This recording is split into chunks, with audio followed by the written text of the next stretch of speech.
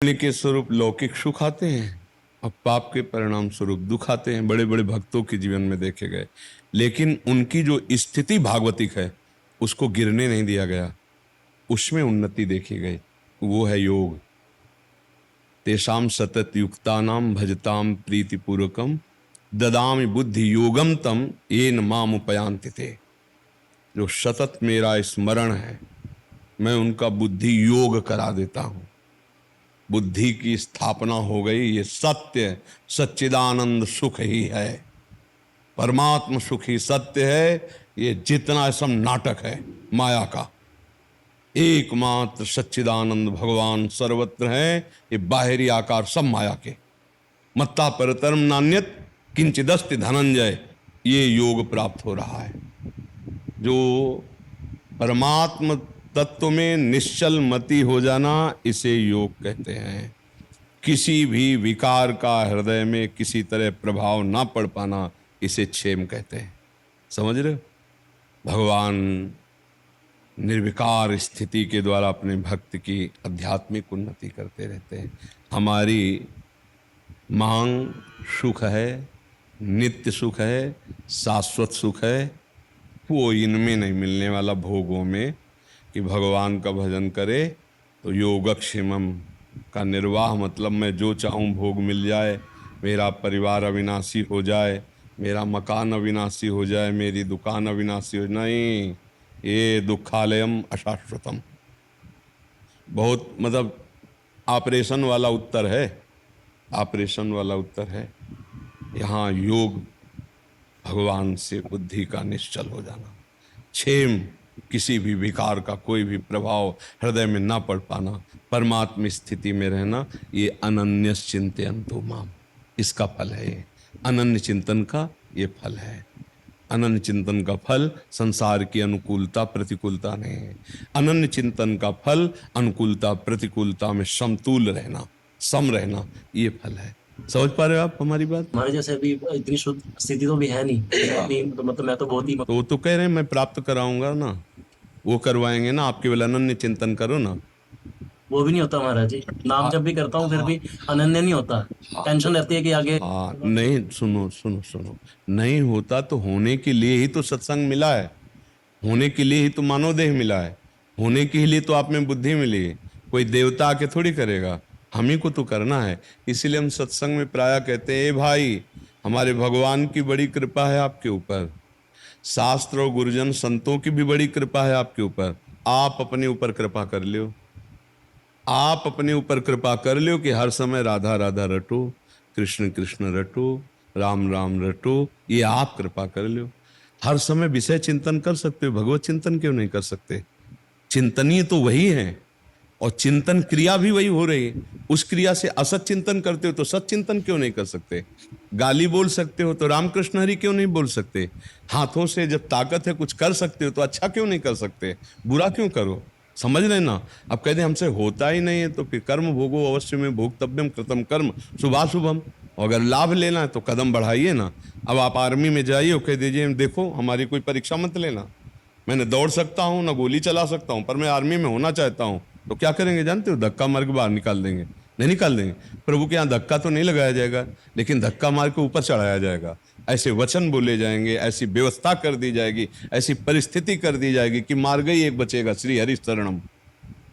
इसलिए देखो, कायरता मत करो, मेरे से तो होने वाला नहीं, मैं कर नहीं सकता, ऐसा नहीं। हम भगवान के अंश से कुछ भी कर सकते हैं, हमें अपार पावर है, हम अपनी पावर को जाने और जागृत करें। इसीलिए सत्संग मिला है। ये ऐसे अर्जुन से भगवान कह रहे कायरतापूर्ण वचन मत बोलो, उत्तिष्ठ, खड़ा हो जा, चढ़ा प्रत्यंचा गांडी पर, काट इनकी गर्दनें। समझ? भगवान तुम्हारे अंदर बैठे हुए हैं, सब पावर है, तुम जो चाहो कर सकते हो। लेकिन यही हमारी निराशा की भावना, मेरे से तो नहीं होने। हाँ, तुमसे 3 घंटे फिल्म देख सकते हो, 3 घंटे बैठ के नाम जप नहीं कर सकते? सोचो, हमसे तो नहीं होना। 3 घंटे तुम मोबाइल चला सकते हो, गेम खेल सकते हो, वो वेब सीरीज देख सकते हो, इधर उधर के नाटक नौटंकी देख सकते हो। 3 घंटे शांत होकर नाम जप नहीं कर सकते? ये कमजोरी है ना अपनी। तो इसी कमजोरी को त्यागने के लिए तो हमें मनुष्य देह मिला, साधन धाम मोक्ष कर द्वारा पाए न जे परलोक संहारा, सो परत्र दुख पावई, सिर धुनि धुनि पछताए, काले कर्म ईश्वर मिथ्या दोष लगाए। आप यहाँ आना न चाहते तो आपको कौन ले आता? आप आना चाहे तो आ गए ना। इसीलिए आप मिलना चाहेंगे तो भगवान भी मिल जाएंगे, पर आप चाहिए तो। जब एक आदमी आर्मी में जाना चाहता है तो तड़के से शुरू होता है, प्रातः काल दौड़ लगाना, उछल कूद करना सब। उसे पूछो क्यों कर रहे हो? कह रहा कोशिश कर रहा हूं कि आर्मी में चला जाऊं। तो ये तो भगवान से मिलन की कोशिश है। नाम जप करना, गुण कीर्तन करना, साधु समागम करना, दूसरों की सेवा करना, परोपकार करना। ये क्यों ऐसा बोलो कि ये भी तो हमसे नहीं होता? होता तो सिद्धों से है, साधक को करना होता है। नहीं भाई, भजन होता तो सिद्धों का है, साधक को तो भजन करना पड़ता है। तो आप साधक हो तो आप साधना कीजिए। उसके लिए ऐसा क्यों बोलते हैं कि मेरे से तो नहीं होता? अगर महाराज ने प्रश्न में ये बोला था कि हम नाम जप तो करते हैं, लेकिन नाम जप करते हुए चिंतन भोगों का रहता है, वो चीज बुरी है। चलेगा। जवान में आ गया ना, यहाँ नमक रख लो या मीठा रख लो, तो स्वाद फिर उतर के जबरदस्ती कंठ के नीचे चला जाएगा। जवान में कुछ भी रख लो, उसका प्रभाव यहाँ तक आ जाएगा। तो यहाँ राधा राधा चल रहा ना, तो कंठ हो फिर सब जगह पहुंच जाएगा। एक दिन चिंतन न बदल जाए तो देखना, स्वाभाविक नाम का प्रभाव है। जैसे जहर का प्रभाव है मारण शक्ति, अग्नि का स्वभाव है दाहिका शक्ति। जान के छुओ, अनजान में छू जाओ या जबरदस्ती कोई छुआ दे तो अग्नि में दाहिका शक्ति वो जला के रख देगी। जहर में मारण शक्ति है, प्यार से पिला दें, धोखे से पिला दें, जबरदस्ती पिला दें, या आप स्वयं पी जाइए, वो आपको मार देगी। अमृत में अमर करने की शक्ति है। तो भगवान के नाम में तारण शक्ति है, वो जीव का निस्तार कर देती है।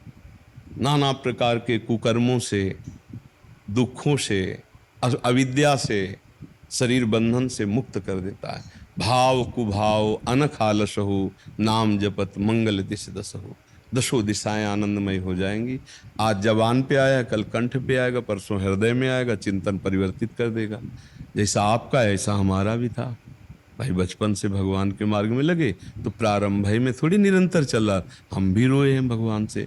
धीरे धीरे धीरे धीरे धीरे शांत हो जाता है। जैसे मन को खुराक ना मिले तो फिर वो शांत हो जाएगा। आग को घी ना मिले, फूस ना मिले तो शांत हो जाएगा ना। दीपक उतने जलेगा जितना तेल है, बत्ती है, और जहाँ तेल खत्म हुआ तो बत्ती को खा के अग्नि शांत हो जाएगी। ऐसे वासना भस्म हो जाती है। जो दुर्वासना है ना, उसकी क्रिया ना हो तो धीरे धीरे धीरे उस भस्म हो जाएगी। और अगर क्रियाओं में उतर गए तो फिर आपको नष्ट कर देगी। दुर्वासना मम सदा परिकर सेनती। अरुण कुमार दुबे जी, राधे राधे महाराज जी, आपके चरणों में कोटि कोटि प्रणाम। महाराज जी, आपसे YouTube के माध्यम से लगभग 3 वर्ष से जुड़ा हूं।